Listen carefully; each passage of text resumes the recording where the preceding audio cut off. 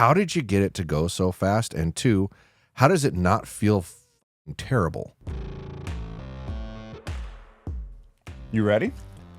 Yes, sir. You don't need a PP, nothing like No, that? I'm good. I'm Okay. good. All right. I thought Welcome. we were going 5 minutes ago. Well, yeah, but I want. We need to kind of like. I feel like we need to bring it back and do at least a little bit of an intro. Okay. We're really bad about like asking for subscribers and all that stuff that you're supposed to do during a YouTube video. We're just bad at it.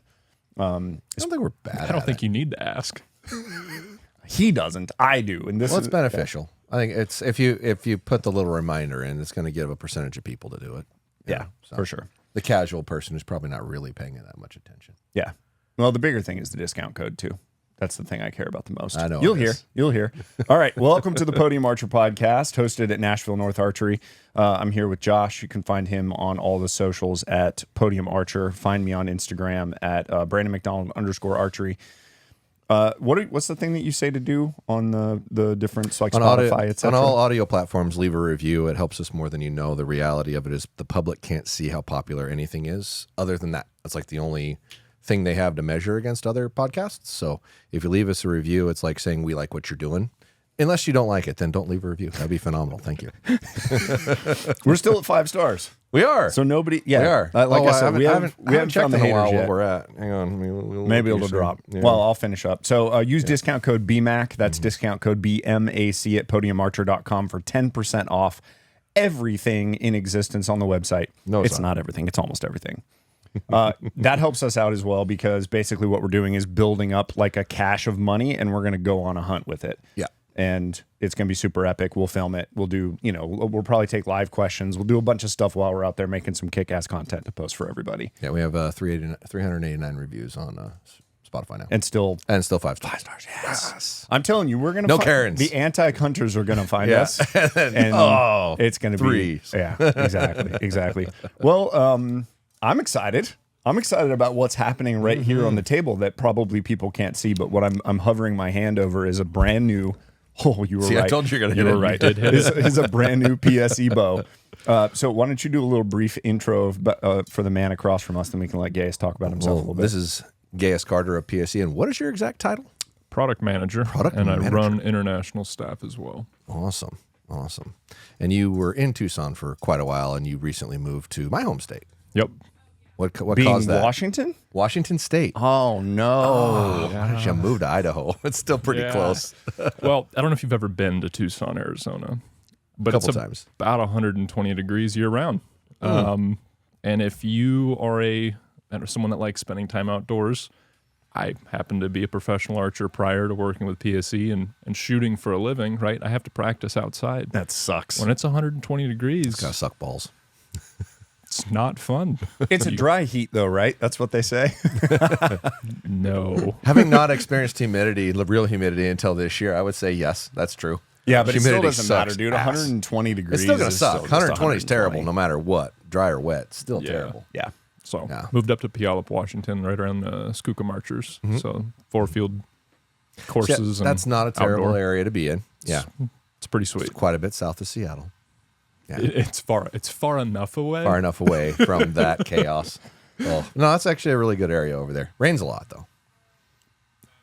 It's a sprinkle. I'm not going to melt. Come on.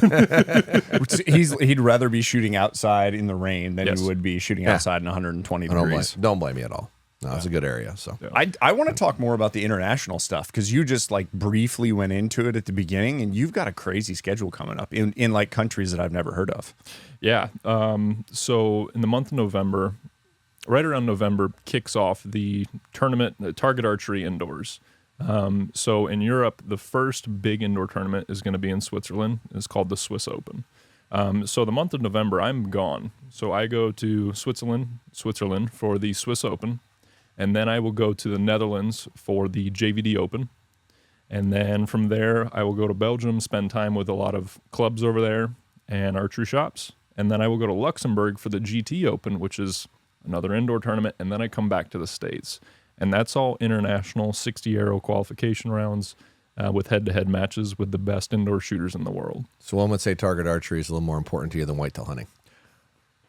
Ooh. I grew up in North Carolina, and I thought whitetail were cool until I moved to the West and then realized that what I was hunting back home is nowhere as cool as elk and mule deer. Correct. So Very much. You just pissed off most of the people watching this podcast. by the peak of season, right? Yeah. Indoor archery in the winter, and in the Northeast, everyone loves indoor archery. 20 yards. Some people don't like it because they haven't done it long enough. It's like running. Yeah. You know, if initially you're like, oh, this is terrible. Gotta Once get you that, into it, it's indoor awesome. shooter's high. Yes. Yeah. Indoor shooter's high. Indoor shooter's high. And your eyes go. You're like, this is amazing. Yeah. I'm going to shoot the same thing over and over and over and over and over again. This is awesome. Once you figure it out, like you become a better bow hunter. Oh, 100%. You get way better with a bow. Target archery is a great thing to get a part of. Nothing actually makes people better at archery. And this is me watching it over 35 years of customers coming in. The people that decided to shoot indoor archery got better at archery more than anybody else. Yep. They really did, because it takes all the other variables out. It forces you to actually work on you. Because every other discipline that you're shooting, you've got a lot of excuses you can bring into there mentally.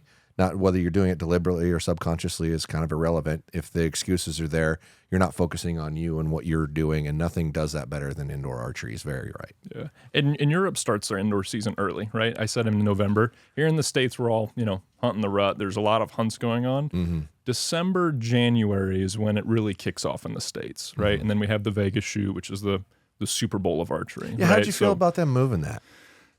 I didn't mind it. I think from a production level, it was unique. I think changing that final shoot-off arrow was an interesting technique. It was unique.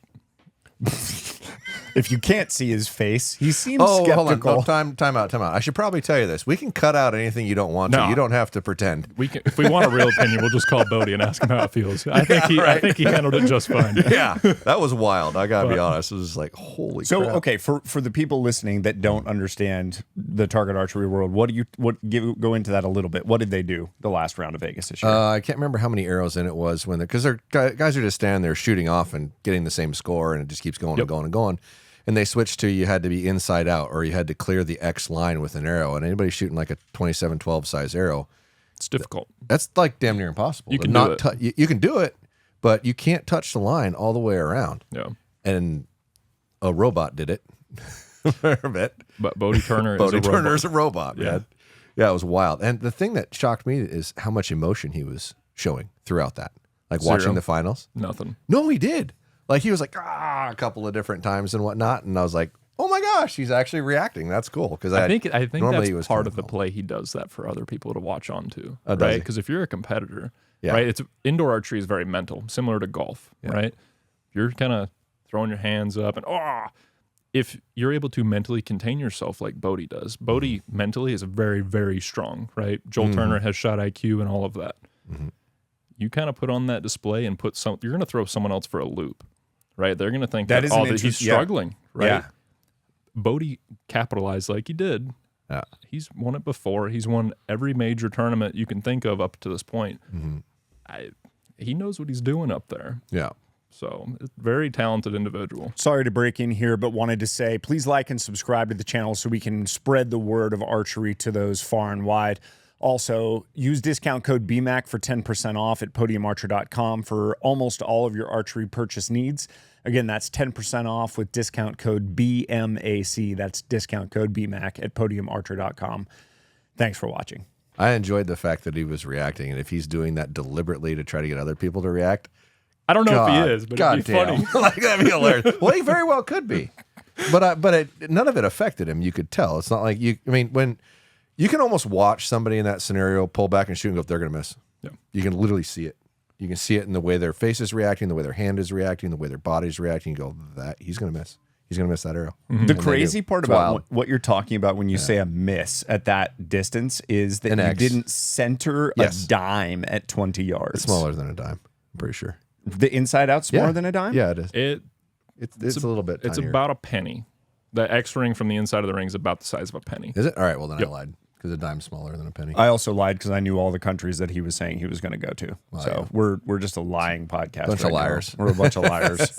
Well, what is true is that I have a huge passion for target archery, and it ties a lot into PSE, right? There's a long history of like Terry Ragsdale and all of these guys in PSE's history of professional shooters, precision, target archery is a big thing for PSE and Hoyt and Matthews and all those guys as well.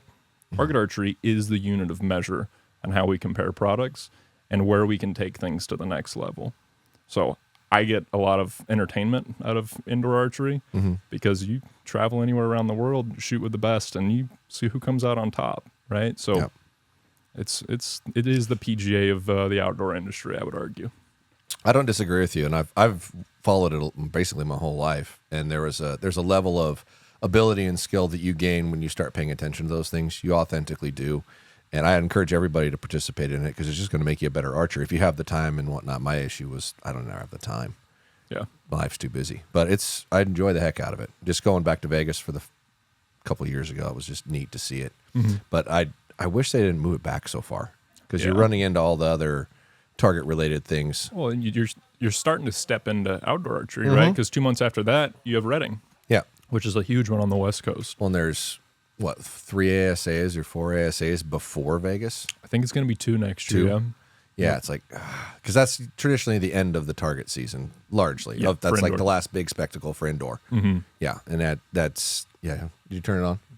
Fantastic. I'm just confirming, making sure that everything's rolling. Yeah, I appreciate that. We need to figure out some way to visually see that from over here. I just put me a little mirror on there or something. Yeah, that'd be wise. Listen, nobody would have said anything if you didn't bring it up and make it a big deal. I know, but you're like all squirming over there. No, I'm not squirming. Like a mechanic, he pulls it out, little mirror, like sticks yeah, it. that'd be ideal, actually. Little mirror would be fantastic. All right, let me see. Because not gonna lie, I'd look over there and go, I can't see the thing. I hope it's on. Can you imagine if you put that on the table and they're talking about your water bottles? I did put it on the table and he hated it. It's like, no. Get that off the table. I just don't think it looks good. You and Tim do it on the in the shot. That was it looks not, stupid. That was what it's Tim cheesy. wanted. It's like a Fisher Price toy in the front, just beeping and bopping. It's not me. I didn't pick that. Tim.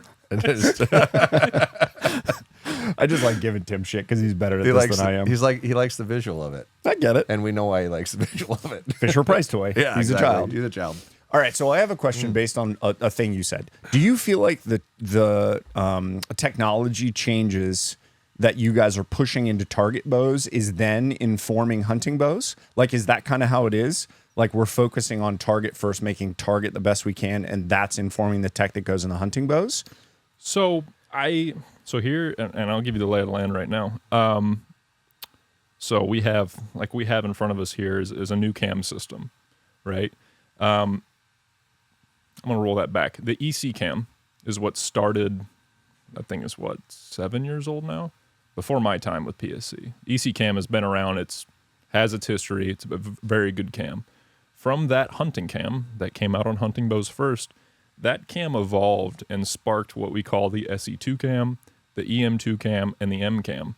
Our hunting cam is the comparative, right, to what we will do with target bows moving forward.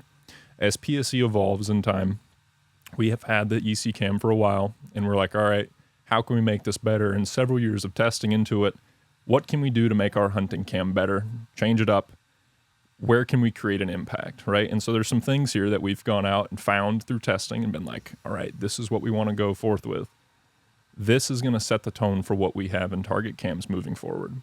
So to answer your question, I would say that our cam technology starts on the hunting bows first, right? Because that's where I can have the impact with educating bow hunters, right? Of like, this is the cam, because I probably could tell you if I have new things coming next year, and if I tell you that this cam, the hunting cam, starts off what we have for target, what do you think next year is going to be? Yeah, that makes sense.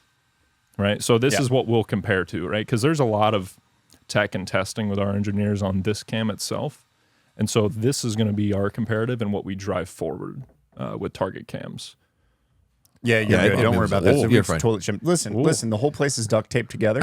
Just don't pull on anything too much. No, it's fine. It's not going to tip over. I wouldn't pound the counter. It'll probably be all right, though. But outside of that, wouldn't get all Trumpy on it. It'd be all right. Is Trump a banger? I think he hits the counter a little bit. He might be. But yeah, so we set the tone with the hunting cam, and then we go crazy with target cams and target bows. Okay. I don't think that...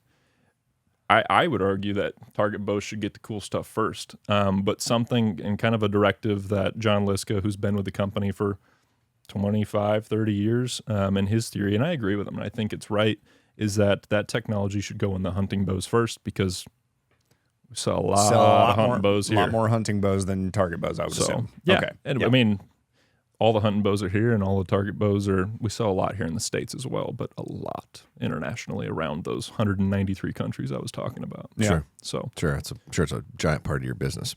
So I have a question about this because I have tested these bows. I've seen these bows already. We need to intro the bow. Well, this is a Sicario, but we're really more talking about the cam. Yeah. So this is the shortest brace height bow I've seen from you guys in a while, but that's not where my curiosity came from. I've been testing bows on film for, I think this is my 4th year of doing it now, and there hasn't been a significant velocity jump, period. Like they've all been really similar, a foot here, a foot there, but nothing drastic. This thing is so much faster than anything I've tested. So I have 2 questions. 1, how did you get it to go so fast? And 2, how does it not feel fucking terrible and go that fast? Yep.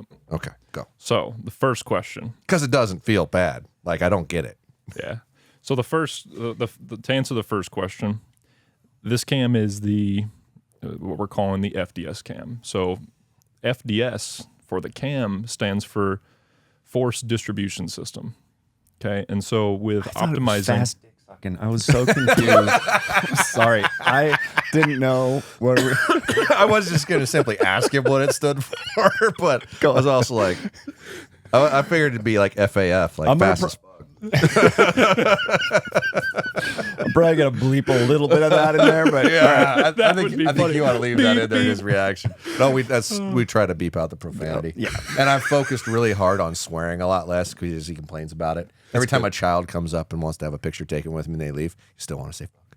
you still want to say fuck. No. There's 12-year-old girls listening to you. That's sorry. And then I gotten rip, so much and then I better. rip something horrible. Yeah. Yeah. All right. Well, it's more Continue. it's more First of meaningful all, if you let go I once in a hate what while. we're doing right now because you guys are giving away the future of where I wanted. I wanted you to back up, and I wanted you to go, this is the new Sicario this year. Let's talk about some specs. And then you could go into the fact that this thing is ripping they fast. gotta the- shoot it first the and worry about significant- specs yeah. later. All right. Well, the significant thing about this and the reality of the changes that they've made this year is really the cam. Yeah. Yep. Yes, this is a different bow, and I personally think you should highlight that later. I think we should be highlighting the cam itself because whatever they did is the first significant velocity change I've ever seen since I've been testing these.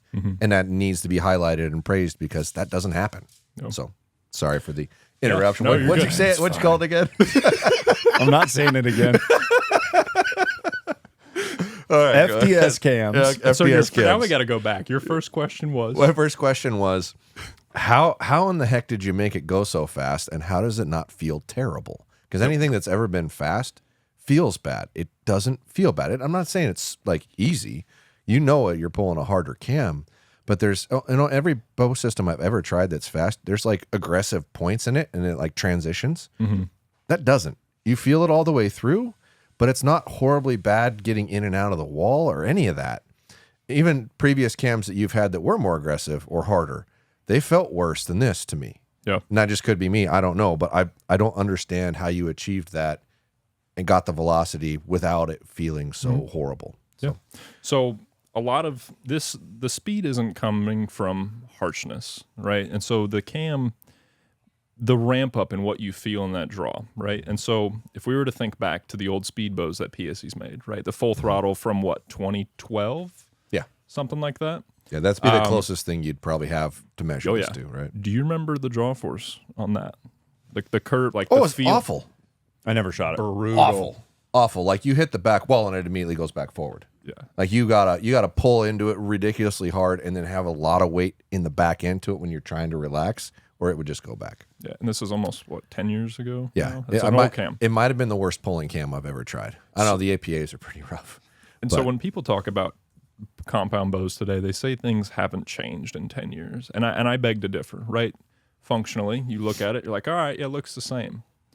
There's a lot of little things that have changed over in time, right? So one of the things that have been optimized, not only the cam tracks have changed, right? So there's nothing wasted. When you feel that, there's no dips, there's no dumps, it is a linear, smooth ramp through the draw cycle. When you let off it, it's not yanking you forward. Everything is optimized throughout that draw, right? When it comes to the cam and your functions of drawing that back, letting it down, what you're feeling the whole, how do we want to word this? Your question was How'd it go so fast? How'd it go so fast? Yeah. And then the other one was, how'd you do it to where it didn't feel terrible? So it was 2 questions. And if there's secret sauce we can't talk about, that's okay too. I mean, there's a chance that you guys just mathed out a cam that is better. Like, is that what you think they did? Like, mathematically, it is better. that's what I'm saying. What I'm trying to get to is my brain's now drawing a blank because I had a whole thing for it. You had something And delicious. then we threw in what FTS stood for. Yeah, and your brain just threw me through a whole loop. I'm like, like, oh my great, God. listen, we just like shot this whole thing always, down. we can What's give you, going on? we can chop and give you a pause. If I'm you gonna need to, I'm gonna cut the yeah. whole. I'm gonna cut the whole. If you need to go pop a Zin, and just get all. I'm good on no nicotine for me.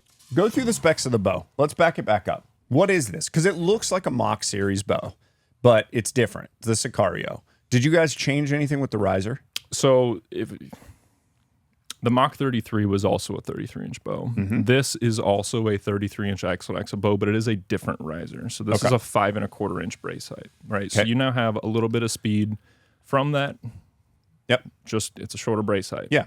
But what makes this bow feel smoother, right? It doesn't feel jumpy. It doesn't feel like that old throttle. What has been optimized, and I'm going to try not to hit the mic.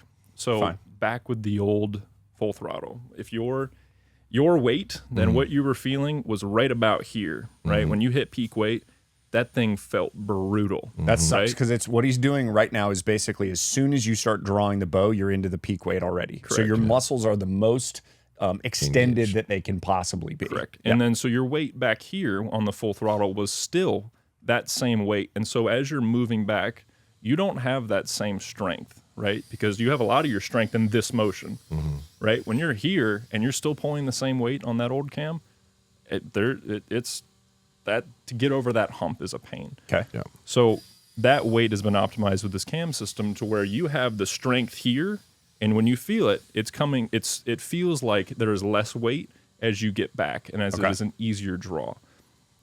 Like I said, those older cams and where old speed cams came from, it was brutal the whole time. It essentially looked like a tomahawk head when that thing would spin around.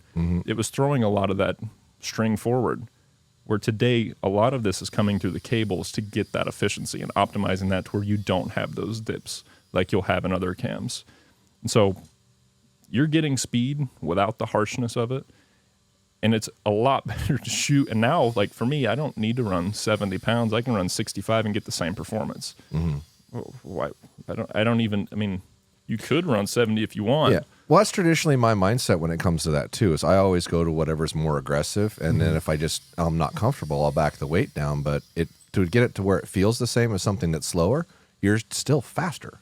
Like, so if efficiency is key over everything, in my opinion, it matters. I know the average person's not going to get that experience because their brain says, I need to shoot 70 pounds.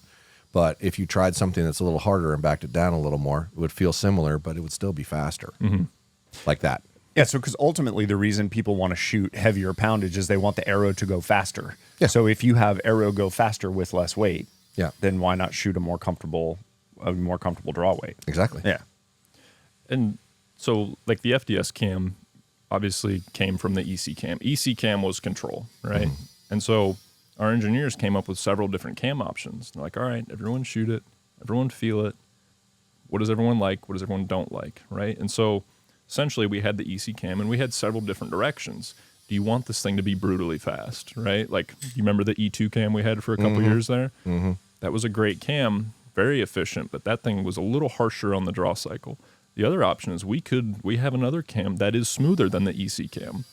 It's not as fast, right? Like, and so that middle road of like, all right, well, we're going to go between harsh, smooth, where we can get a little more speed, better than the EC cam, and then where else can we make that EC cam better, right? So like with going to a larger bearing, a larger bearing isn't a huge deal, right? Nobody cares. But like when you realize that it holds a tune better and you have a bigger ball bearing, there's less issues that come with that. Yeah, that's right? a big deal. So Sure it is. Less warranty issues.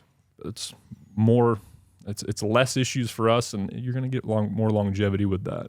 So There's a bunch of little things. A lot of people running around with bows that actually have bad bearings in them that have no idea they have bad bearings in them until they know. Until they know. Yeah. That's what does that mean? Like explain. Camel shift. The camel shift left to right. When you look at the internal assembly, everything's sitting on balls. Yep. As they rotate, right? So if you have a smaller ball bearing, there's more balls, smaller size, and they're not nearly as durable. And if that pops out a little bit, your cam will shift. It's incredible how often you'll tune a bow that has no yokes, no way to functionally change its left to right wheel position, yet you'll run it through paper a month later and it's different. Yeah. Why? The only thing that can move is the bearing. Like nothing else can move. So I think that's actually a huge upgrade because it's incredibly common how often somebody's bearings are starting to go or bad and they just don't know it until somebody points it out to them. And there's a lot of things that like aren't like there's the engineering brains are like way above me, right? I feel like they're probably way above us collectively, and there's a lot of things that we overlook as bow hunters, right? Of does this actually make a difference? It does. And the engineers are doing things that like we don't think about. Does it make a difference? Like when you look at that bearing to the next one, you'll visually see a difference, but do we think it does anything? Right. It does, and there's a reason engineers did it, but it's just another little thing that on this new cam that makes it better. And when I say it is paving the way for new target cams and new cams for PSE, or new target cams and then cam technology moving forward, this is that catalyst. Got it. Gotcha.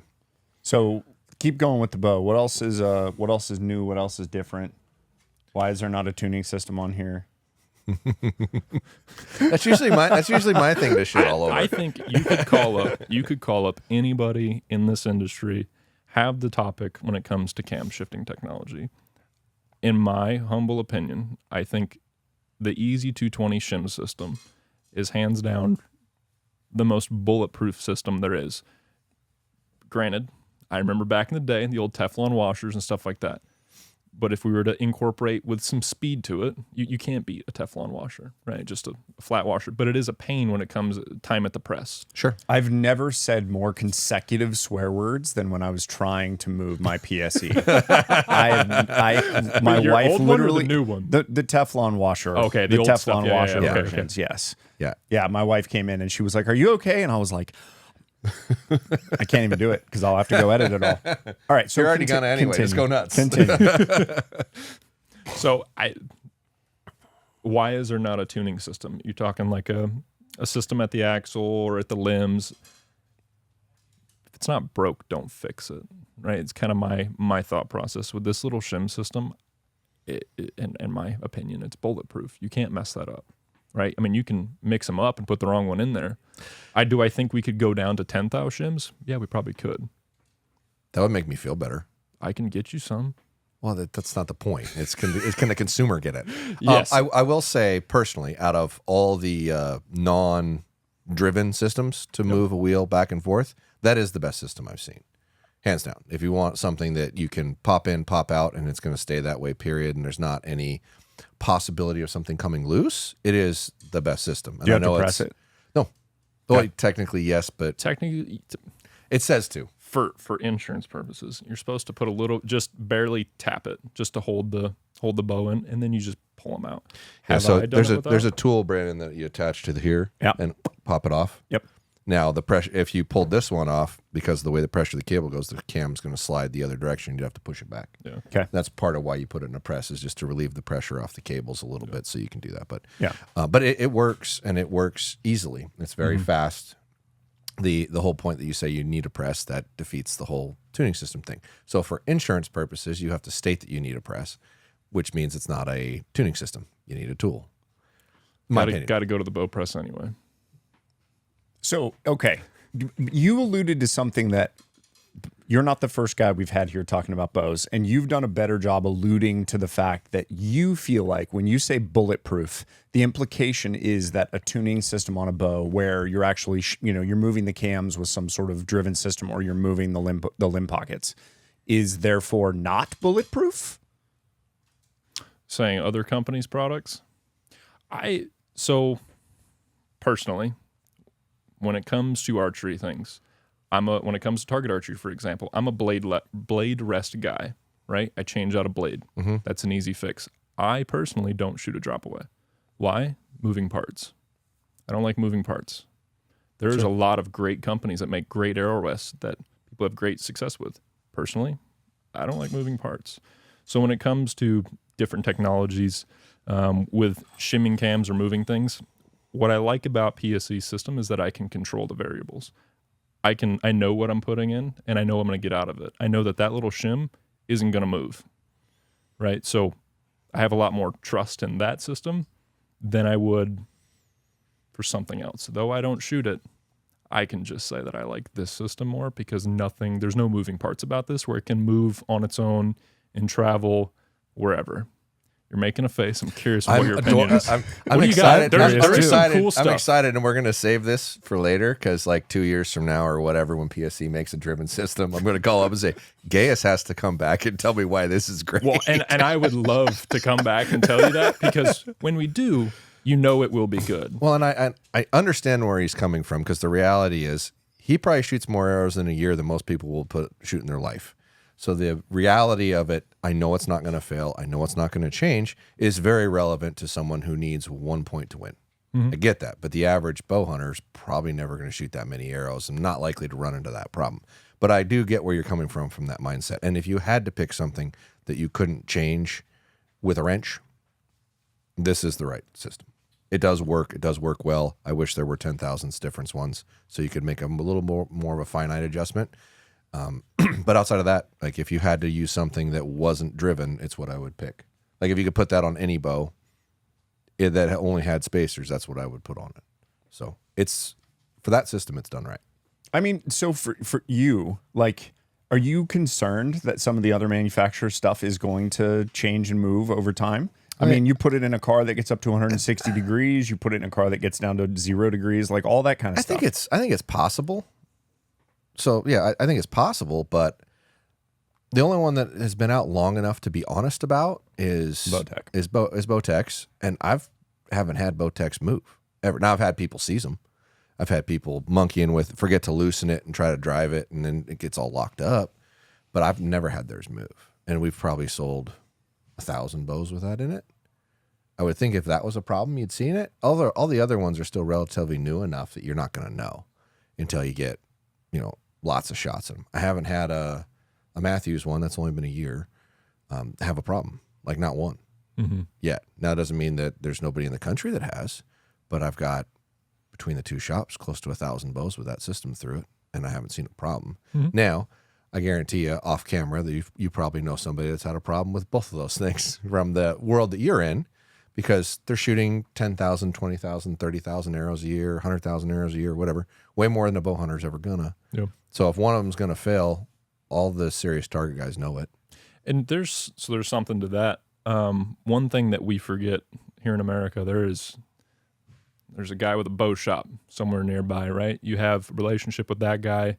He can take care of my bow, all that, right? And if you're anywhere on a hunt, you can find an archery shop somewhere, right? Someone's got a bow press. In Europe and in other countries around the world outside of the United States, a bow press isn't that accessible. The knowledge for bow teching is not that accessible, right? So when it comes to systems for us, right, and we're global, things that we can do to a bow to make them more bulletproof without any issues, without, like, even for example, you can't get this screw somewhere in Europe, right? They don't have hardware stores to the accessibility that we have, right? So little things like that, if I can ensure that there is not a problem with that bow when I ship it across the ocean, that's the option that we'll go with to ensure that there is no warranty issue for us. Sure. So that makes sense. And there's just a different mentality for that. There's just a bigger scale. It's like, okay, how can I ensure someone gets a product? And Matthews, Hoyt, Bowtech, name them all. They all make a good product. And I'm not dogging on them. We're just going to make decisions to where we don't have issues down the road. And you're right. When you were like, oh, in a couple of years when PSE comes out with this moving system, you're going to call me. Absolutely. Yeah. And when that time comes, and if PSE and we decide to do something like that and engineering takes on that project, I'm not saying they are or aren't, but just know when that system comes out, we're not joking. They about absolutely are. Guaranteed. I mean, and it's fine if they are. They're probably looking at a ton of stuff. The question is just, can they come up with a system that's bulletproof enough that they feel like they can put it on? You're also the first person to bring up like massive international sales. That's not like I never think about, when you think about the bow hunting community, I never ever think about guys in whatever Eastern Europe. Well, and being fair, you look at the companies that haven't done that, and they sell a lot internationally. You know who buys more 80-pound bows than anyone else? Who? The country of Africa. Sure. There's just, so like I think of PSE, I think of archery, I think on a global scale, right? Like archery is one of the oldest things in time, right? Archery is enjoyed by people around the world, all walks of life, right? And so when you're on a path and you want to grow archery and see archery be successful, right? There's bow hunting, there's target archery, there's recreational archery, there's all forms of archery. We'll come out with a cool hunting bow, right?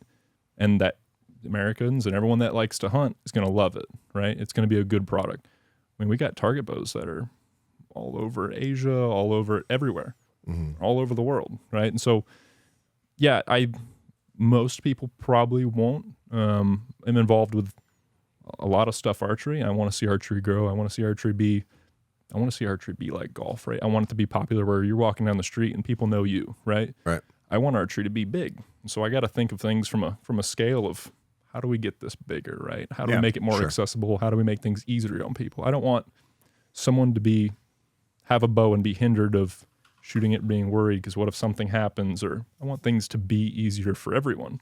So there's just a different way of looking at it. Yeah. So I'm sure everyone with all the companies that you've talked with, they know those things or have those conversations, I would think. But I think PSE just has you guys have had a lot of time as a company to establish a lot of inroads that maybe some of the newer companies haven't established worldwide. So you guys may take a larger global look at everything versus more American centric companies, you know? And the company I worked for prior was AAE, Arizona Archery Enterprises. That's also does a lot of international business as well. So I kind of grew up in that United States and the rest of the world for archery as well. So Gotcha. Got it. So I see some mounting options for quivers and all that kind of stuff. Has anything changed with accessories or anything like that? Nothing has changed. So we still have the Picatinny block here for the sights. The quiver hole features, the attachment for the rest point, those two screws. Dovetail. Yep. IMS. Nothing has changed on those. As far as the Sicario, all new riser to make it that 5 1/4-inch brace height to get a little more speed out of that cam.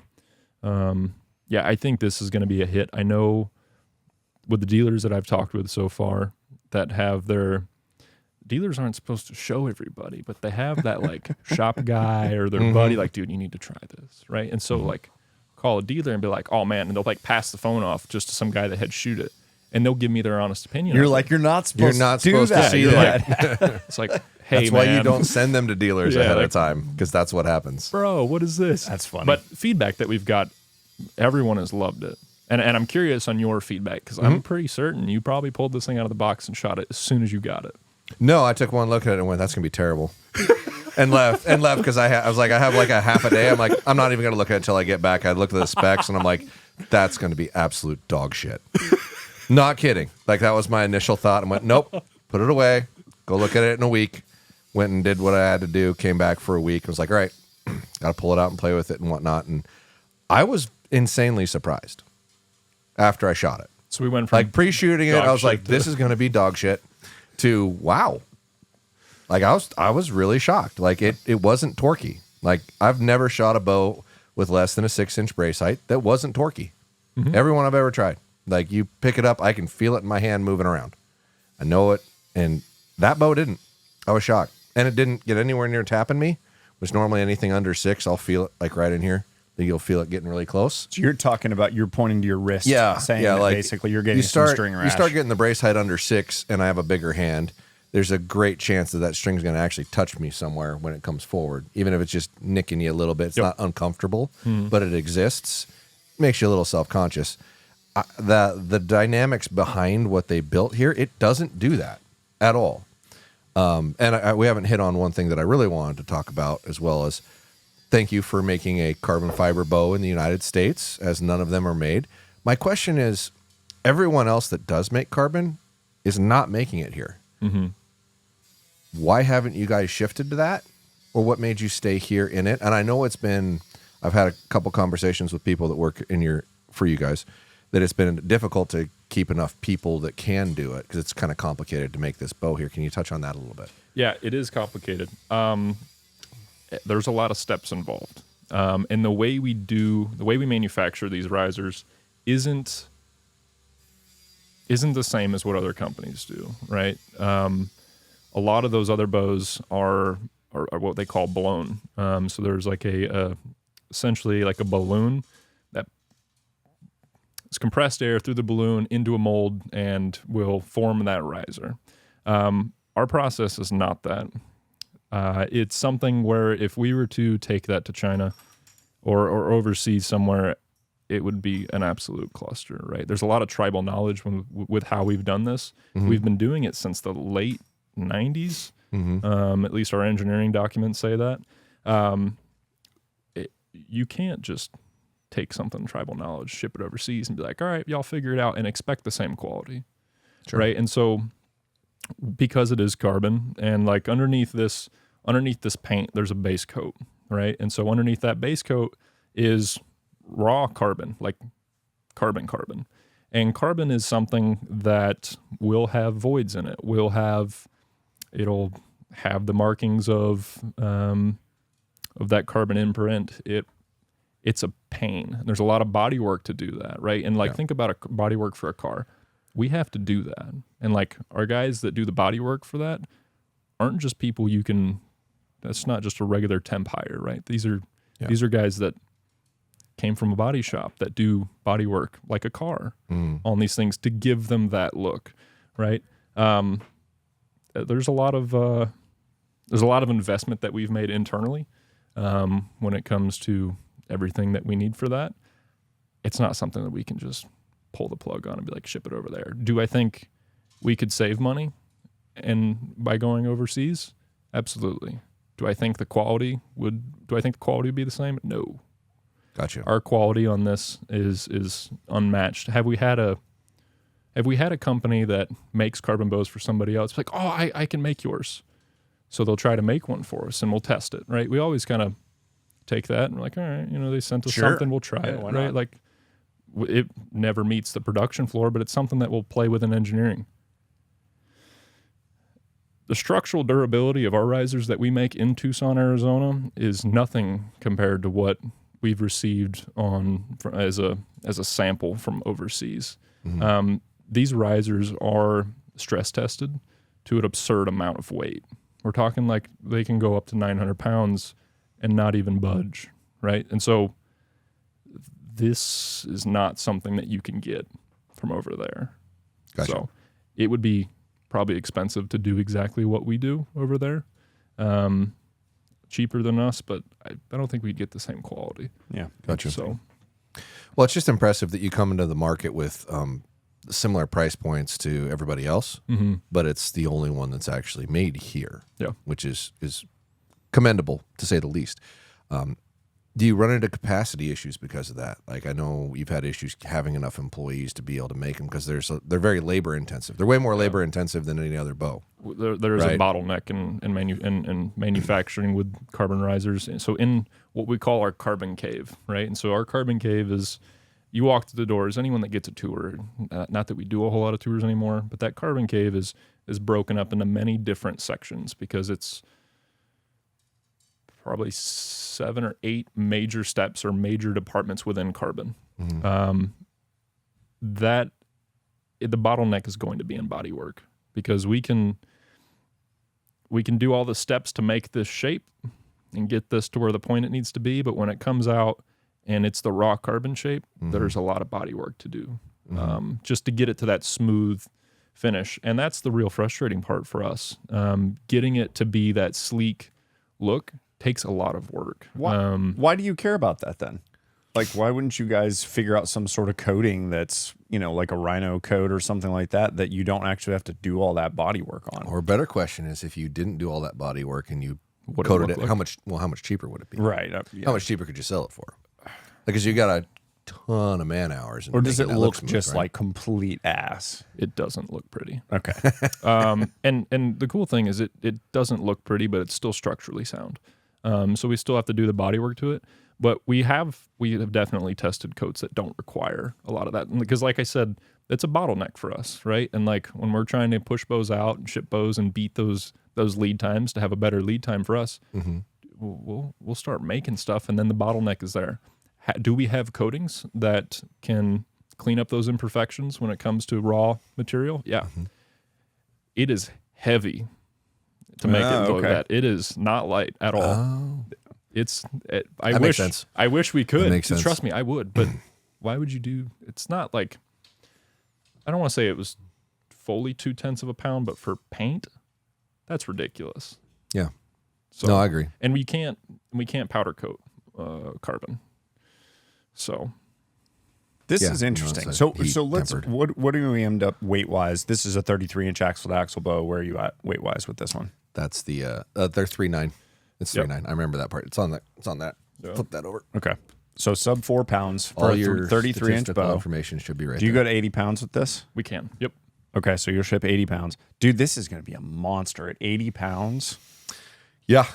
Like I said, it's I want to say out of the bows that I've ever tested, it was more than 10 feet faster than anything else I'd ever tested in the history of me testing things on film. And Josh will have these remember videos. Again, follow Josh on his YouTube channel at Podium Archer, and he's going to do the in-depth testing with this. And you literally called me and you were like, dude, this is so fast. It's just, I said fast as fuck. It's fast as fuck. You did. Like, it Fast really as is. fuck, boy. But even when you drop down into like the 30 or the 33, which we have right here, these were drastically faster, like drastically faster.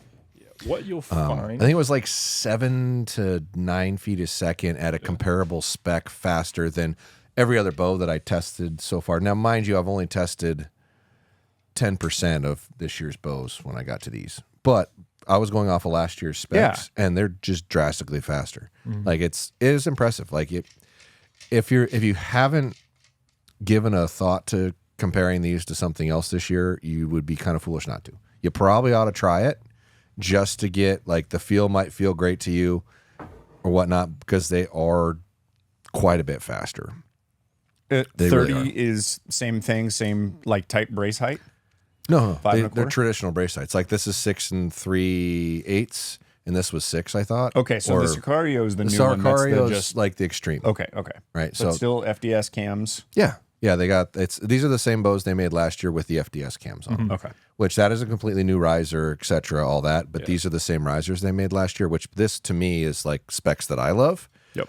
But after, and this is still really early to do. I'm got my Torkomatic 5000 or whatnot that I'm playing with. I'm just trying to measure torque in bows, and these did insanely well, including that one.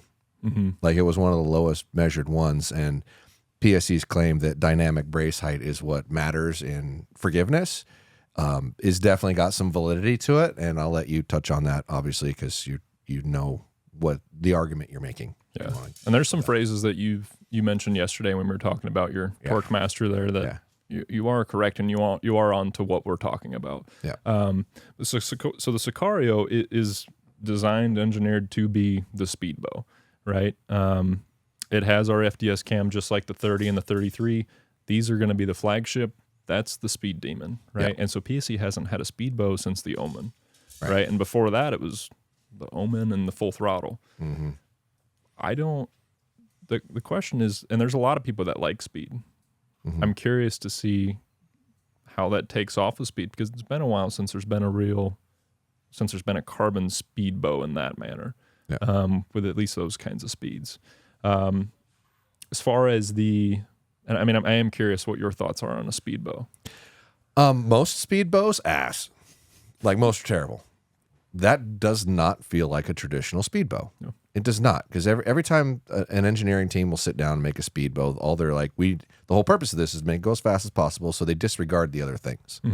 Like That accuracy. is, like accuracy, forgiveness, like things that might matter. Yeah. And that bow isn't. Like, granted, yeah, you got a 5 1/4 inch brace height. I've said forever, you cannot make a bow with less than a 6-inch brace height that shoots for shit. I bet you that bow actually shoots pretty damn good. Like at distance over time on the torque factor, which your draw length's too long to know, but Correct. I bet you it actually shoots pretty damn good, like surprisingly good. Because when I was torque testing it, it wasn't hardly different than these. It was close. It was worse. You could measure that this was a little easier to torque, Yep. right? And the harder it is to torque, the physically less it's going to move in your hand left to right, which is where that comes from on the forgiveness factor. Yep. Right. But it measured better than anything else I had compared it to, damn near. But I haven't gone all the way through everything. So that remains to be seen. But I'll be surprised if it doesn't measure really high compared to other things. And that would, in theory, lead back to dynamic brace height is what's the creation of that. Can Okay, you so touch on what dynamic brace height is? So brace height. Let's talk about brace height first before we Sure. talk about the dynamics. So brace height is the throw to the grip to the string. Right. That is your brace height. So our dynamic brace height, when you get to this bow at full draw, that point in where the string comes off the cam to the throw to the grip is your dynamic brace height. And what he means is the top and bottom. So if Top you and draw bottom. the bow Draw the back, line. you draw a line for where the string leaves, or what I call the load off point. Yep. You draw that line and then measure up to the brace height at that point. Okay, And that makes sense. because you're torquing your bow at full draw. So that actually does make sense, logically speaking. Yep. And so our goal with the FDS cam, the force distribution cam, historically FDS was the full draw stability, which was different components, which was the pockets, the riser, the limbs, the cams, everything working as one to ensure alignment, ensure that you get that distance for the effective brace height. With the effective brace height and what we found with the EC cam and those bows, the 30, the 33, all of that stuff, what we found is as we increase that effective brace height, the less torque, the better it aims, the better it shoots, all of the attributes that you want, right? So Except it gets slower.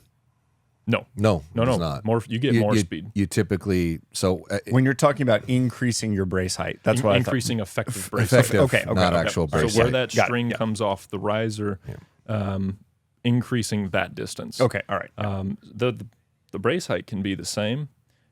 The engineering comes from how can we increase effective brace height at full draw. Okay, gotcha. Right? And that's gotcha. where a lot of those the desirable attributes come from, what you want as a shooter. They're trying to move the load out point farther back. Yeah, okay, that makes Right? sense. And to me. you can only there's only a couple of ways to do that, one of which is to have a longer limb.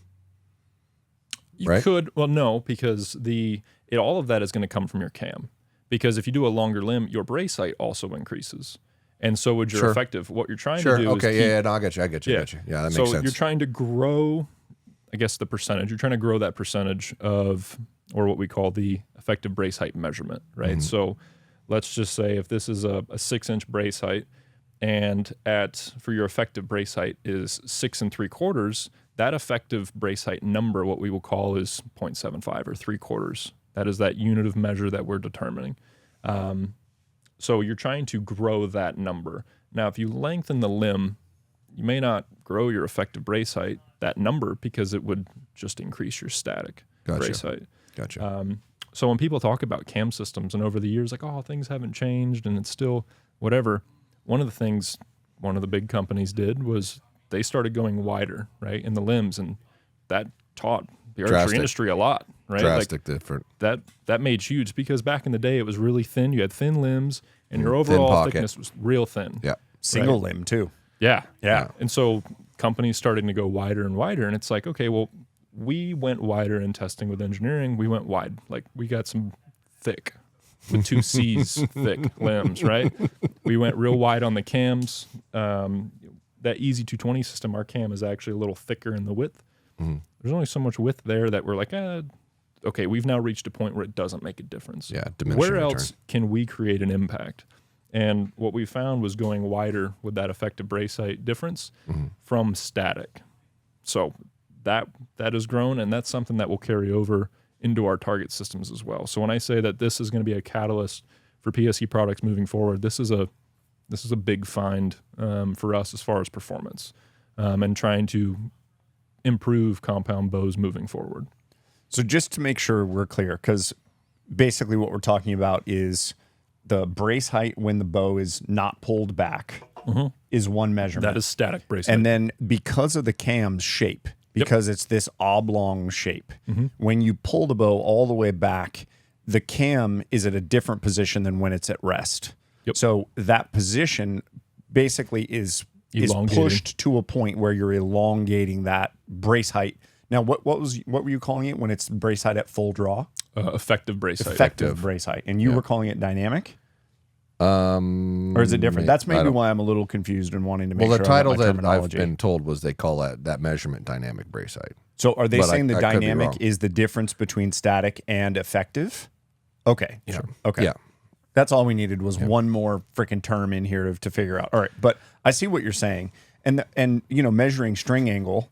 One more term, and you want to do a special speed rating too. Yeah. Oh, yeah. For 100%. I'm absolutely doing it. But I mean, that oblong shape of the cam also affects string angle. So comfort of the bow. It How also far apart the ends are. it Yeah. increases string angle as well. Yeah, but because so in that scenario when you're moving where the cam lobes off farther away from the axle into a higher point, you're also getting a higher string angle.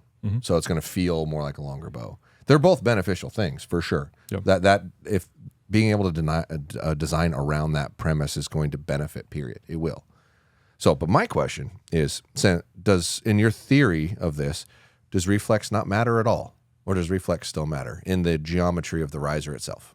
Is it irrelevant or is it relevant? No, I think it's important. Okay, so could you make this, because it's a 6 3/8, right? Yep. Could you make this with a shorter limb, because you're saying the limb length really doesn't necessarily change the dynamic difference.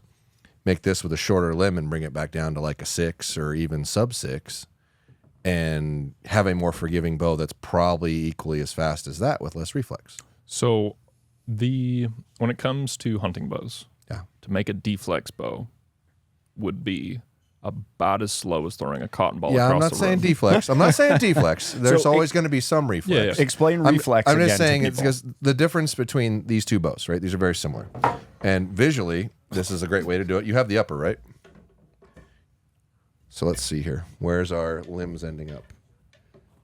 It's definitely going to be a steeper angle. Yeah, it's going to have more reflex in it because the design of this is the riser goes backwards more. Yep. Right? To get your brace height to a similar spot with the same limb angles or very similar limb angles. So my theory on that is, would you take a riser that had less reflex in it and simply put a shorter limb on it to move the whole axle assembly forward to take the brace height out there instead of making a bow with more reflex?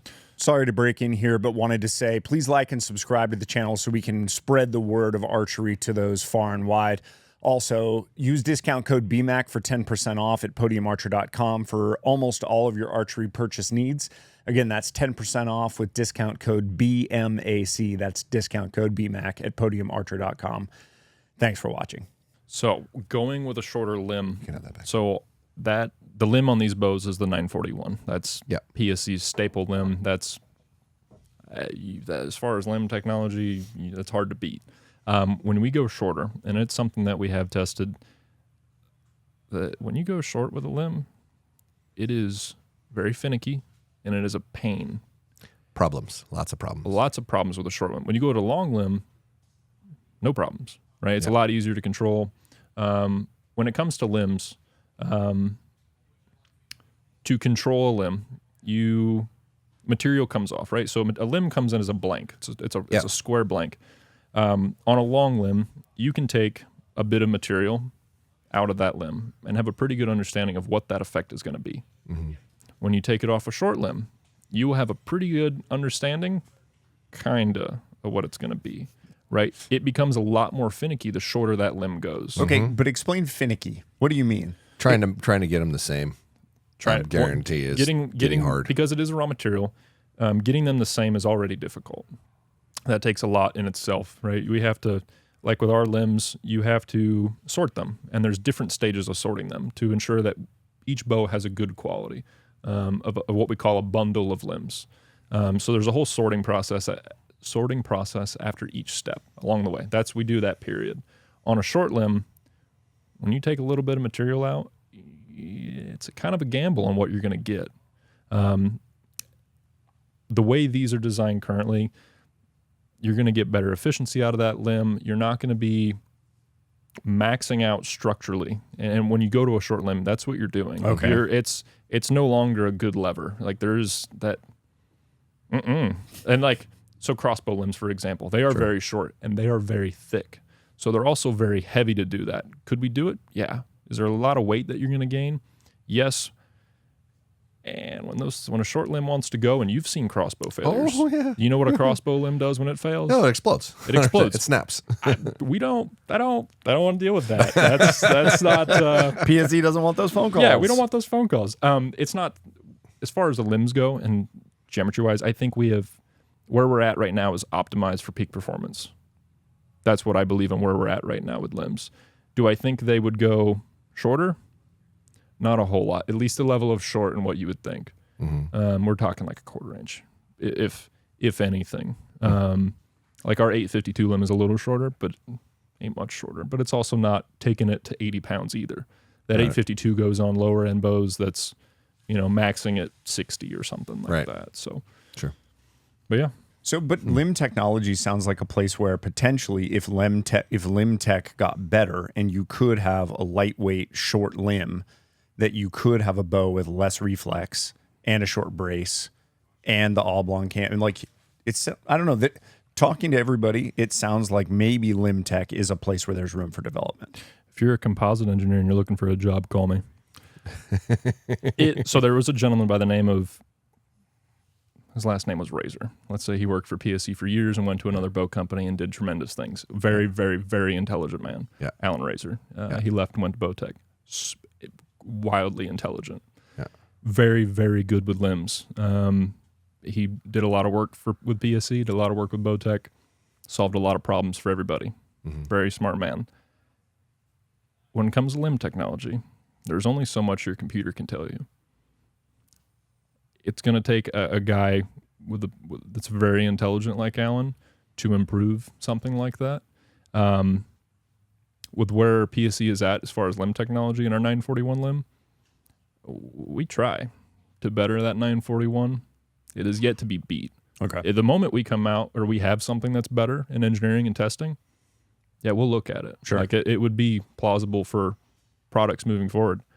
As far as limb technology, it's that limb as far as what you want out of a limb. You want it consistent, right? You want it to be putting out that same amount of load. And with the design of the limb, you want that to be consistent as far as what you get in an outcome. Some different designs, different cuts, different thicknesses. There's a large variance, and you can do the same thing, just different designs have larger variances. 941 is optimized for where it is today, right? That is the best limb that we have. But if someone feels like they just got a fresh college degree and a master's in composites, and you're like, hey, I think I got something. Cool. I mean, we've had some interns that are like, hey, I got this idea. Yeah.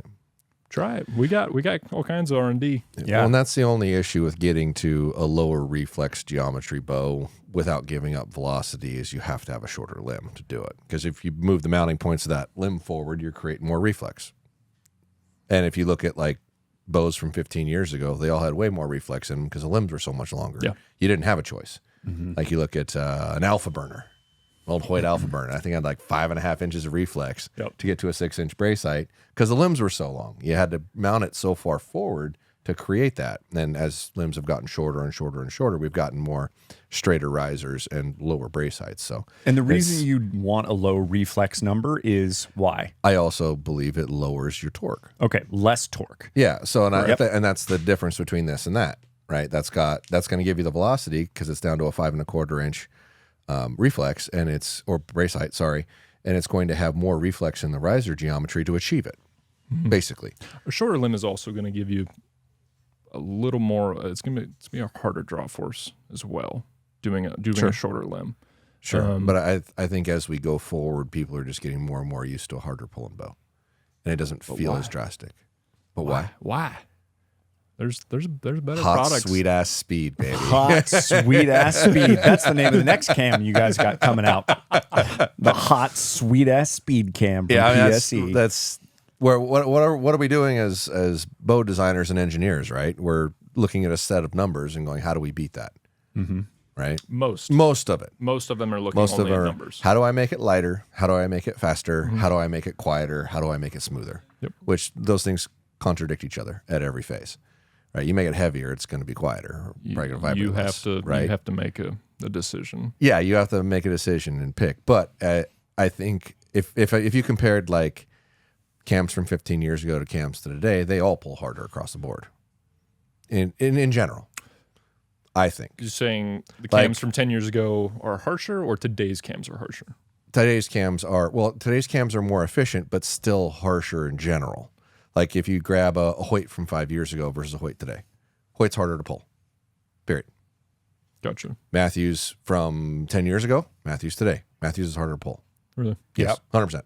Absolutely. And now, granted, PSE goes through phases where they like to go aggressive and then smooth and aggressive and smooth. But if you still compare those over time, they're getting better, but you are back towards the aggressive side of that I'm thing. going to try to find a full throttle and be like, all right, Well, shoot now, this. And you in all tell me fairness, if- there's outliers. There's things that feel like absolute ass. Hoyt Alpha Burner, another good example. Feels terrible, right? But in their flagship bow, take speed bows out of it, right? Everyone's flagship bows, as they've evolved, have gotten more aggressive. Now, they're still trying to rely on it's smooth, but it's harder than it was. So I think people are just getting more used to how it feels. And you're going to be able to sneak that in a little bit more and a little bit more as time goes on. Personally.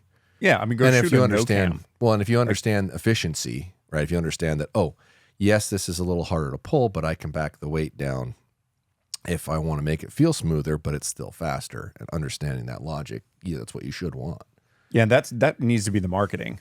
Yeah. It's like, this is light, and you can probably shoot it at 65 pounds if you're shooting everything else at 70. And so therefore it's going to make it feel better. In reality, a Sicario at 60 is faster than almost anybody else's 70-pound bow. It is.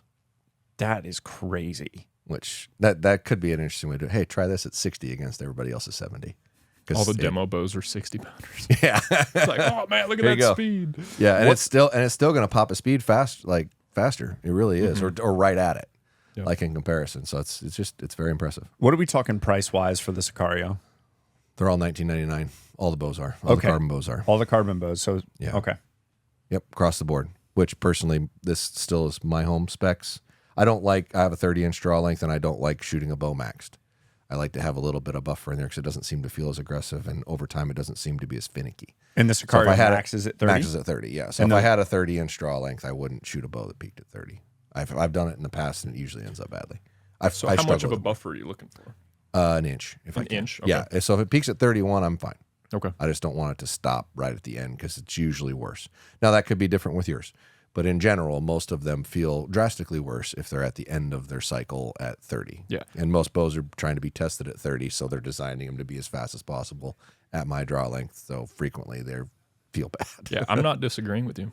As a 33-inch draw guy, I would like to have a little bit. 33? Yeah, I would like to have a little something behind past my draw length. Yeah. One of the things, and like we talked about, you want to optimize a spec. Yeah. When you go through the bows and you'll check draw lengths and stuff, what you'll find is PSE is about a 1/4 inch long on our draw length. So like what you see for 29, I think that was short.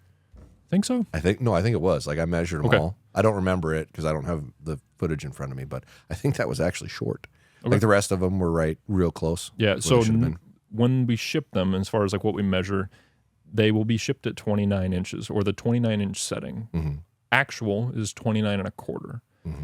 ATA standard is that give or take a 1/4 inch, right, on either side. Yep. The reason why it's meant to ship at a 1/4 inch over is our let off positions. So if you wanted to run it all the way back at 75%, you can still be at that 29-inch because it would be a Okay, I pain see. as if you got 29-inch draw setting and you decided you wanted to change your feel up because, with this new cam, you have 4 let off options. Yeah. If you wanted to run it all the way forward, you're still within 29 inches and you don't need to make any crazy, jumps to a different draw No, position. that makes sense.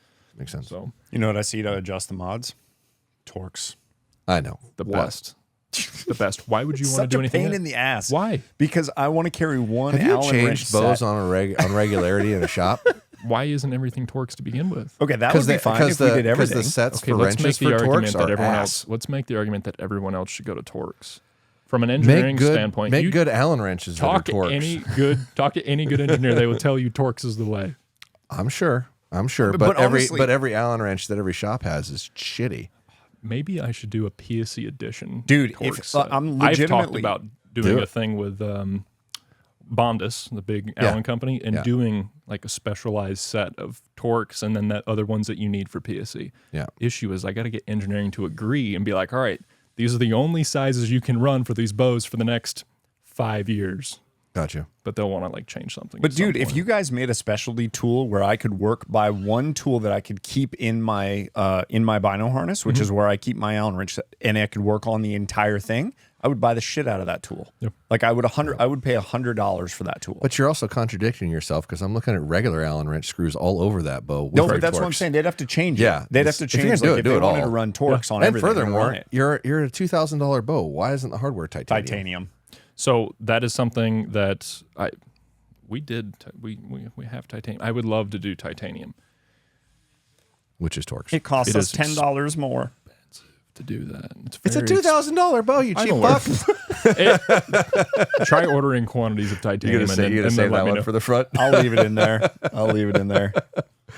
I would like to do. I mean, titanium or a stainless. What would be cool is a black stainless. Yeah, but your titanium, you're going to save weight. Black Correct. stainless isn't going to be lighter. Yeah. And you're already dealing with a product that's designed to be lighter. So why not? And I don't. I would love to do this the peg that goes through here. Yeah. I would love for that to be titanium. Yeah. Yeah. Like, why not? Could you do limb pockets Especially in if you're- titanium too? Can you imagine? Dude, limb I mean, that pockets would in be titanium. sick. No, I do wonder, could you literally do a specialty it's bow gonna- where it was another Well, so- 400, 500 well, bucks? It's not. Titanium's not lighter than aluminum.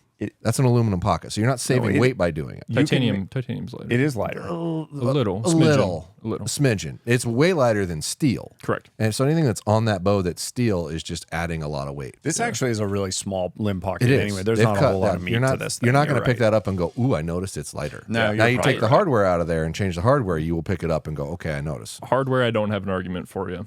For the pocket, as we make that in house, we can't machine mill titanium in house. We're set up for aluminum. Titanium, but I hear turns you. too better than it CNC. I hear cuts. you on the titanium components. There's a company that was doing a kit for PSEs that was titanium. Yeah, no, Fire Fire Knock Knock guy. Fire Knock does it for everybody. Okay, so George was doing. Yeah. Okay. Yeah, he's got a variety all through there. But if you're doing it at scale, right? If you're taking every single bow you have in the line that's carbon and changing all of them, I don't think it's going to cost you as much as you think. No, and that's something we've looked at. It's not astronomical. It's finding a consistent vendor for something like that, because a lot of those things are going to be custom. Yeah. Right. And so those order quantities, that's not, we're talking large numbers, like six figures for components. We're fine with that. Come on, Yeah. do it. Dude, Totally Y'all good just with PSE eat it. Just eat it. Just eat it. Take it out of your profit, you cheap bastard. No, but I do think when you're talking about weight, right, and people get fixated on that to a degree, it's another thing that you can do to have your bow be lighter than the next guy's. Okay, so I mean, you're already making the lightest carbon bow, right? But I do think magnesium is going to be more and more of a thing, which is lighter than carbon at that point. Yeah. So I think it's a good way to combat that. And you're already at $2,000. I don't think anybody's going to really complain if it costs a little more. Yeah. You're to a price point that what's the difference, really? Now I get it if you're at $999 and you see $1,000 versus $999, and it mentally looks like a lot more. Yeah. I'd love to see titanium hardware already in it. I agree. And what do you got? How much more you got to charge? I don't think it's that big a deal. How many more bows do you think you could sell with titanium components? Yeah, I know the argument you're making, and I get it. I'm Man, not I just disagreeing. I personally would love yeah. it. We definitely, like in engineering, we have stuff like Yeah. titanium components. But So I the think argument it I have makes about you it- How undeniable, much though. do you sell with that? Do I think it should be? Yeah. But when it's there's large quantities you have to order in titanium, Yep. No, I know. I think it'd be cool. I think it'd be badass. But some of this stuff you can probably just find. Like if you're not gonna, I don't think you guys are gonna make these. What would you call these? No, that's aluminum rosettes? anyway. Yeah, but it's that's all what I'm tiny, saying super is- light. Yeah. Super light. It doesn't weigh nothing. But just the hardware. Just okay. any screw Just on that any bow. screw. And you're probably less likely to strip out the screws too. Yeah, titanium's a little harder. If we stay with Torx, you're right. Yeah, you fucker. Just make a good Torx tool, or find somebody who has a good Torx tool. Bondus is the company. Link me down below. Somebody send me a link of where we should be buying our tools from, because the tools we get suck. Somebody sent me the Snap-on one. No. It was huge and crazy and horrible. Okay. Like the quality was better, but you can't carry it. It's too massive. So like you want something that's small, like the mobile kit that you can carry from Allen wrenches, but they're just garbage. Yeah, they're garbage. Bondus. Okay, we'll look it up. Bondus is, so when I worked at AE, which is also, AE stands for Arizona Archery Enterprises. Yeah. It also stands for Arizona Applied Engineering.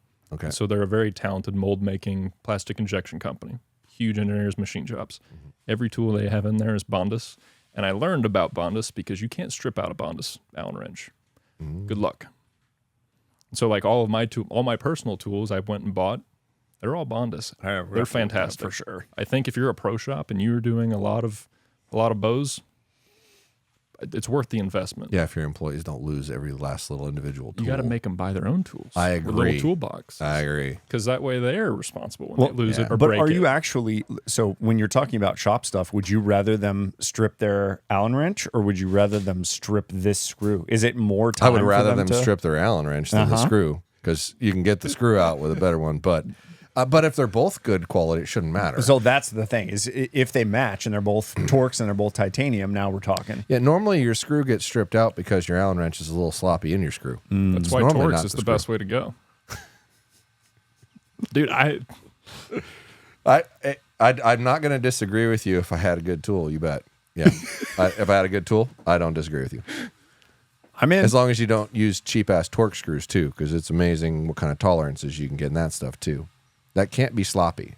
It's a good fit, yes, 100%. And the employee's got to use the right size Torx, because the size down feels like it fits, and it doesn't. And that's where you strip it. Like the wrong size Allen wrench is obvious. You got to turn it. It's like, this doesn't even touch. The wrong size Torx, it still touches. And then, well, I don't know what happened. I'm just glad we had a 5-minute conversation on Torx screws versus Allen wrench. That was good, guys. I think it's. I think you can make the impact, make the change. Yeah, you might be right. I mean, I'll have to get some Bondus stuff first and see how badly expensive it is. As far as things that you're trying to make an impact on, I don't think you're wrong with the measurement and that speed that you're wanting to do. Yeah. Tell her what was that? Realistic arrow speed, 65 pounds, 29 inches, 450 grain arrow. Average dude. That's what the average dude uses. I want to see brands publish that on their product. Now, you can still do the other speed tests. That's fine, but you should have a real number on there that the guy goes, that's what you're going to get. We're pretty close to it. And most people would understand that. All right, there you go. I would love that, because there's some products that are advertised one speed, and you do it, and you're like, Ours of engineering, when they put it on our build sheets, engineering puts it on their spec sheets that they have, and then marketing then looks at what engineering has said. Those speeds are what the speed is, right? So like I would totally add that real world speed so that marketing also uses it, and engineering has a baseline as well, because I think that's a good judgment for bow hunters that are, IBO is one thing, but not everyone's a 30-inch draw. Right. Not everyone's shooting 5 grains per pound. Would I recommend 5 grains per pound?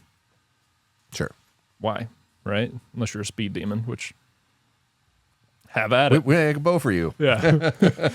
But it's not a useful metric is the thing. And I heard a guy walking around the shop the other day, and he was like, they told me it was 350 feet per second. I get nowhere near that fast. Yeah. And so, we understand, but that's a stupid metric, because the normal guy picks the bow up and he goes, I don't understand why I'm 270 feet per second. Yeah. But they tell me I should be getting 350, or the bow goes 350. You need a number stamped on your bow that Billy Bob's going to see.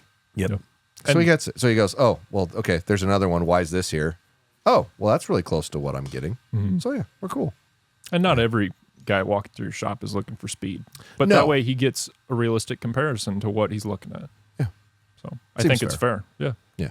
But I think most people perceive speed as a metric of quality as well. And I know that's like, it's the same reason when you look at a supercar specs, what do you want to know? You want to know the 0 to 60. You want to know the 0 to 100, because if it's way out of line, you're like, well, what's happening right now? I don't want to spend 150, 200 grand on a car that goes 0 to 60 in 3.9 seconds when everybody else does it in 2.5 seconds. But you're like, it's 3.9 seconds. That's fast as shit. But then you look at the But then Toyota, the Prius, and you're like, 11 seconds? Hell yeah. That's balling. That's quality, baby. That's what I'm saying is I don't think that speed is the end all be all, but I think that people look at it when they're shopping for a bow as a metric of quality. Maybe I'm wrong, but that's what I think. Because I remember me doing it before I started really diving into all the stuff, being like, oh, that's faster than that one. Yep. That must mean that the engineering in this bow is better. That's why it's faster. That may very well be why they advertise a faster speed and did for a long time than they could get. Trying to get, oh, well, that one's faster, so I want to look at that. Yeah. There's definitely a time in history, in archery history, with the Pete Shepley era of the 50-year-old PSE company. Speed was the thing. In the 90s, that was... Martin Fury, baby. Fastest thing anybody made. It was an inch and a half longer, and it was supposed to be on the draw. Was that the Fury X cam? No, the original Fury was pre-Fury X. Fury X was when they went around, like, cables on both sides. Okay. Like the Merlins and those other ones. Gotcha. Their own version of it. But the original Fury, it was like 1994, 1995, and it was 6-inch brace height, 325 feet a second. The next closest thing was 310. But you were 31 and a half inches of draw when it said 30 on it. Oh. Yeah. Oh, yeah. And nobody was making YouTube someone goes, what's your videos draw? on it. Like 29. Well, you probably ought to try this 28. We might want to short string it a little bit.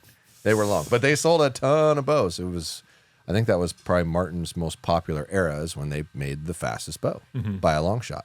So, yeah, at least in my memory, but because I was selling bows back then. I've been selling bows that long. It's a little nutty. Well, what else you got? You got anything else you want to ask him? Well, you know, I never even thought, like, these are the only bows I've seen in your line. Do you have other bows new in your line other than these?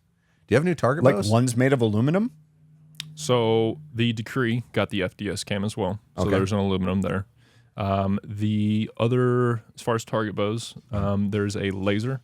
So it's taking our previous laser and we're giving it got a facelift. It's 2 or 3/10 of a pound lighter. Okay. In the hand, and then it also got the Easy 220 system. Okay. That was a big request from the international scene. The other one is a cast aluminum, what we're calling the Brute Force. So it's that Brute handle. You know what the Brute is. Yep. It's the Brute Force, but it's the Brute with an EC cam. Interesting. What's that retail for? Do you know? $849 or $899. Interesting. That might be a pretty neat bow in that price point. It's kick-ass. Cool. For that price point of a bow and a Yeah. cast handle. Yeah.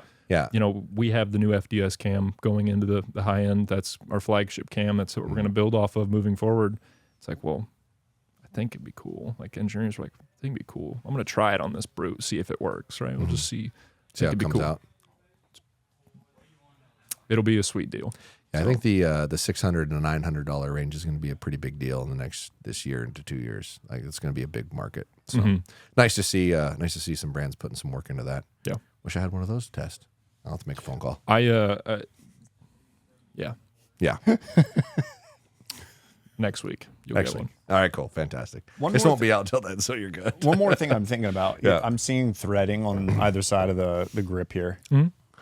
What will happen there? Put a little Healy on it. So, can I move this? Yes. Yeah. Just gonna Just rotate it. right Yep. down. Yeah. What do we got? Threading. Yeah. As far as that, grips. Yeah. Okay. So but the people So can change put an the angle a little aftermarket. bit. People Yeah. can put an aftermarket grip on it. Yeah. Yeah. Okay. Yeah. There was Dudley. He had his grip there for a while, and it was something. That little hole is something we did on the aluminum bows, and so we carried it over the carbon. Okay, got it. Gotcha. But that's cool because you're giving people the option that if they want to mess with the grip, they can. Yeah, there's a lot of like we talked about the titanium as an aftermarket thing. There's people that make grips for this aftermarket. Same thing with like our target bows. There's guys doing aftermarket grips for that as well.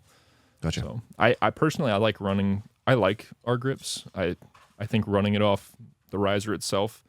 The big thing is like, you know, when it's late November and you're up in northern Washington and it's cold, it's like 20 degrees and you grab a hold of that thing. Well, the year prior you ran an aluminum bow and your hand was frozen and you had to wear a glove on your hand when you carry it around. Yeah. Now I just Now you grab don't. the bow and I don't have to deal with it. Well, how would you know? You're inside shooting at 20 yards. I got hunting pictures. I just don't post it. Yeah.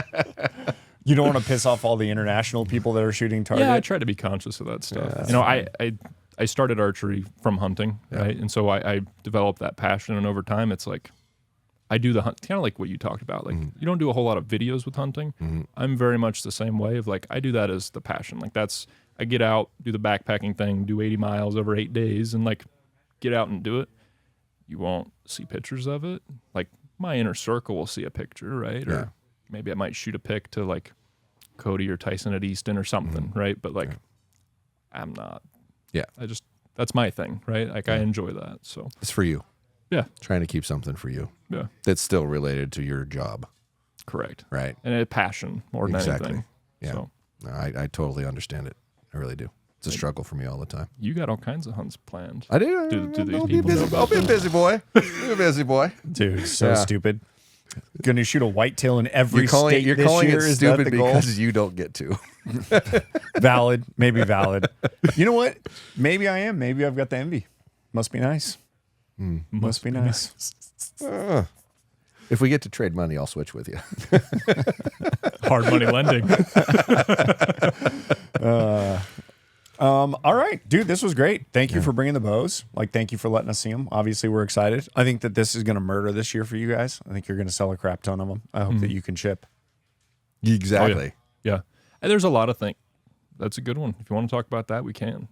Sounded like you were trying to wrap up. But the question No, of we can can talk we about ship? Yeah. What's changed? Because once again, you've got something that's labor intensive, right? Yes. When we're just talking the carbon bows, we're not talking about anything else. It's very labor intensive. What happens if you double your sales? Are you going to be able to meet that demand? Do I think our capacity has jumped up a little bit? Yes. Yes. We recently we got a new CEO, and he has a background in manufacturing, the Sigma 6, the lean manufacturing, making things count, keeping people accountable. He does a really good job with that and optimizing our team. I think our internal team at the factory is solid. Like there's a lot more cohesion now. It's good for us. There's a lot of things that he wants. He's got big lofty goals, and I think he has the ability in the background to achieve that. So for PSE moving forward, I think delivery is something that will gain traction on that. When it comes to manufacturing, there's a lot of metrics that he set early that were huge, lofty goals internally, which personally I was like, all right, we'll see how this goes.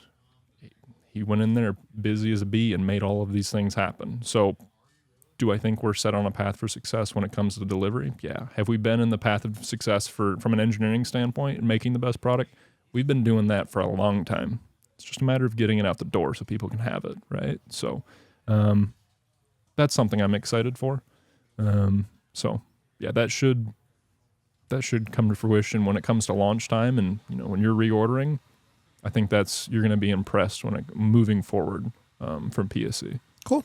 That's good news. Do you feel like the internal tumult that PSE leadership has had over the last kind of decade is cooled down now? Like you feel like you guys are kind of like you've figured out your people, what people in what places? Yeah, I mean, I don't. Now, when you say tumult, what do we mean by this? Well, what are we inferring to? I was trying to wrap up, but you were like, let's keep going. And I was like, all right, let's get into the politics and inner workings of PSE. I mean, I think anybody who's been inside the industry has watched PSE change leadership a bunch of time as Pete tried to basically put somebody in place. Like Pete was Pete. Like, how do you replace that guy? It's super hard. And I think that there was a lot of transition and change over the last, I mean, it's probably 15 years, don't you think? Yeah. That is, Yeah. Trying to remember when it originally was being talked about being sold and how many years that's been. but what you just said about the CEO sounds good. Yeah. But for you, internally, you perceive that PSE feels solid. Everybody feels like they're in the right seats. Everybody feels like they've got good direction and well-oiled machine at this point. Yeah, and I think Tom, our new CEO, is that last puzzle piece. Heritage bought PSE, right? And that was a 55-year-old company that Pete Shepley ran, and it was just Pete, right? And so there was a lot of good players that were inherited, right? Our international sales team are killers. Within the last year or so, we now have our own rep group, which I don't know if you've met or know any of those guys. It's roughly 8 of them. They're killers. They are the best that you have. They're not just sales guys, right? We don't have sales reps. We have guys that are educators that have the passion, that shoot the bow, that like Dan Yaza, for example. And there's a couple other guys that have the understanding to the level of target archery, right? And so when a dealer calls them up, they can give them this full explanation that's needed, right? So they are, and the big thing for me is education. Education is sales. Sales is education, right? So those are our guys. I think our sales team is killer, right? With our internal team, we've changed some roles around internally from an operations standpoint and kind of structured that in a way that makes a lot more sense for us to produce a better product, to have better output, to better everything in the factory. And some of the big investments that Heritage has made since the purchase, and they were lofty. They had people come in. All right, tell me what your feedback is internally. How can we better PSE? What are your opinions, right? So they gathered information, and they went in and made large investments into layout. Like they completely changed the facility on how the flow of things, because before it was kind of backwards, right? And when Pete sold the building, it condensed into this area, and everything kind of got thrown into different areas of what was free space. Yeah. Right. So now we have that space we have now, and they rearranged it to make it make sense, right? From where you have raw goods that come in a circle out to shipping, right? And so that's been smoothed out. Like our carbon cave is brand new. We had to kind of halt carbon production there for a little bit while we move things over into those new facilities. So the facility, we've got that sorted, right? And so when it comes to Tom, that's that last piece of the puzzle when it comes to optimizing what we need to do what PSE needs to do, right? So do I think a lot of that stuff is smoothed out? Yeah. Do I think Heritage, our new leadership that we have, or the new owners of that, are supportive? Yeah. Camp, the gentleman that owns Heritage, is very passionate. He's got two boys that are my age that, he does all of these hunting things with his kids, and he's passionate about it. Do I think we're set up for success moving forward? Yeah, absolutely. Do I think the product-wise has been carrying PSE for the last 15 years? Are you going to disagree? No. Product's been carrying PSE, right? So when it comes to building consumer hype and, letting people know about the product's always been good. It's a matter of getting people to know that. PSE's product has never been in question ever. Was that term's marketing? Marketing, but also being able to ship it, right? Sure. So it's hard to market something market and deliver. when you're like, hey man, market the product and deliver the product. product. Yeah. Right. So the operations stuff has to be fixed first before you can really go dumping marketing in, because if you can't ship or optimize, if internal is not optimized, you can't just be like, start marketing a product. So you're going to see a lot more from PSE now that we have key players in place. Everything is optimized to what we need it to be. And I think under Tom's leadership with Camp, the owner of Heritage, I think we're able to do a lot of new things. For example, I'm working on all of our future products now, and some of the things that we want to do, I've taken into consideration what Camp wants. I've taken into consideration what Tom wants out of PSE, right? What he wants his company as CEO, what he wants on that, what that looks like, parameters that I have to work through. I'm held to the fire on some stuff. And it's like, all right, tell me what that's going to cost, right? For investments that we've never done before. All right, it's nothing you've seen from PSE in the past. It's all new. And when I give you a number that's astronomical and it's large, and you're like, yeah, we can do that. That's exciting for someone like me that has a team underneath me that, now we get to do, I got the green light on something that I was like, I don't think they're going to say yes to this. Yeah. And they said yes. Dude, that sparks my fire, right? I have a huge passion for archery, bow hunting, target archery, the whole thing. When you give me the green light and, empower me to do stuff, yeah, things are going to start rolling quick. So I'm excited. I think something that dealers are excited. Everyone has their own opinions, right? But one thing we cannot, that is actual fact, that's bona fide fact. PSE's product has carried them for a while. And I think that's a good thing. So it's just, everyone knows it's good. No, I'm just glad to hear that the company, that you feel like the company is super healthy, because I'm excited to see what you guys are doing in the future. And as long as all the butts are in the right seats, and manufacturing can keep up with marketing and everything, and R&D can continue to push forward, that's a win for everybody in the archery community because we just see cooler, better stuff that comes out. Yeah. And we also see an American company that's making stuff in America continue to thrive and continue to go forward. So yeah, I'm stoked. Yeah. And optics, the industry always talks. You have Archery Talk, you have Facebook comments, and I'm sure the comments underneath this video. It takes some time to turn a battleship around in a bathtub. That's something I can't control, right? So that takes time. But as far as the internally and PSE as a company, we've done the legwork on that. And so it's just a matter of reaffirming that with everyone. And how we do that is earn confidence back with dealers and consumers.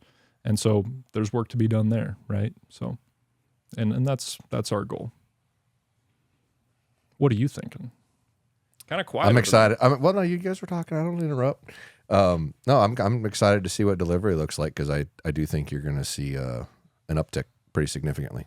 I really do. So Cool. if it's, and glad to hear it should be good, and we'll see going forward. But it's definitely fast as fuck. That's a good way to end it. Yeah. You good? Yeah, I'm good. Dude. It was awesome. Guys, thanks for coming, dude. thanks, man. Where it doesn't sound like you want to pitch your personal social media to people because you don't post hunting pictures very much, but feel free He if does you would target like stuff, to. though. I'm sure he wants to know. People Where love can seeing- they contact Gaius? All right, yeah. I'm on Instagram, Gaius_Carter. That's my social. How do you spell your first name? Gaius. Okay, all right, got it. It's unique. Gaius I know. underscore. Very much. Yeah, it's cool. It's a cool name, Gaius. And Very then, go to your local PSE shop and frickin' buy a PSE bow this year, maybe. Check out the Sicario. It's pretty awesome. Not going to lie. Pretty impressed. Yeah. All right, thanks for watching, everybody. Thank you.